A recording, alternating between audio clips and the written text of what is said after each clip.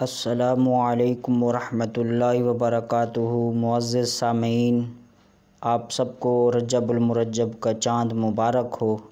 اس رجب المرجب کی بہت فضیلت بیان کی گئی۔ طبرانی شریف کی روایت ہے، جب بھی رجب المرجب کا مہینہ آتا تو آقا علیہ السلام یہ دعا پڑھا کرتے تھے۔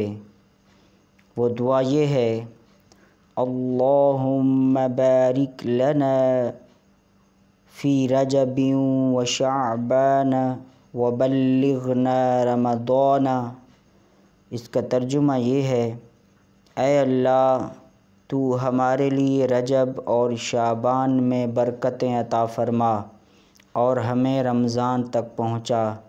یہ دعا آقا علیہ السلام ماہ رجب المرجب میں پڑھا کرتے تھے۔ اسی طرح آقا علیہ السلام کے ایک دو اور فرامین آپ کی نظر کرنا چاہتا ہوں۔ فرمان مصطفیٰ صلی اللہ تعالی علیہ وسلم ہے، رجب کے پہلے دن کا روزہ 3 سال کا کفارہ ہے اور دوسرے دن کا روزہ 2 سال کا کفارہ ہے اور تیسرے دن کا روزہ 1 سال کا کفارہ ہے۔ پھر ان 3 دنوں کے بعد اگر کوئی شخص ہر دن کا روزہ رکھنا چاہے تو وہ ہر دن کا روزہ 1 ماہ کا کفارہ ہے۔ اسی طرح رجب المرجب کے متعلق آقا علیہ السلام کا فرمان ہے، رجب اللہ تعالیٰ کا مہینہ ہے اور شعبان میرا مہینہ ہے اور رمضان میری امت کا مہینہ ہے۔ معزز سامعین، یہ احادیث رجب المرجب کی فضیلت کے حوالے سے آپ نے سماعت فرمائیں، اور اس میں رجب المرجب